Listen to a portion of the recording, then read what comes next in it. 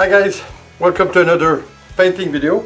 Well, this time I wanted to talk to you about something, someone real special. His name is David Alfaro Siqueiros. He's a Mexican, but he's very important in the history of painting. Especially, I think he's the father of dirty pouring. He's the one who in fact talked about the density and the reaction between all the colors of acrylic colors because of the density of each of them, which is different. I think he is the father of this nice way to do this nice way of art. He had a studio in New York and he had a great painter that worked for him. He died in I think it was 1974. But by that time, he did make a lot of change. He was a painter for mostly traditional, historical, and folk art painting. But he touched a bit about, of everything, you know. So I think it's great what he did, and he explained very well. I think I'm going to try to put a link on the description of my video so that you can go see by yourself. He did demystify and explain why it's so nice looking. He called it accidental painting. That's crazy. You know, he did teach his other painter to get out of the way to paint traditionally, you know. So I think it's nice. I think it's nice to know about this, to know where it comes from, and he was a great painter. So anyway guys, you can go look at his name, David Alfaro Siqueiros, Mexican born, but I think he lived almost all his life in the US. So anyway, because of that, we're going to do something special. We're going to do what we call layers painting. Well, the fact that layers painting, that's how he became to explain the relation between the colors and the reaction of them. So that's what we're going to work with. It's going to be simple. It's not really going to be some great art we're going to do, but we're going to see what happens. I'm going to make two paintings. I'm going to make one. Both of them are going to be only white and black. White being more dense than the black one. You're going to put the black acrylic, then we're going to put the white. What's going to happen is that the white is going to go over the black.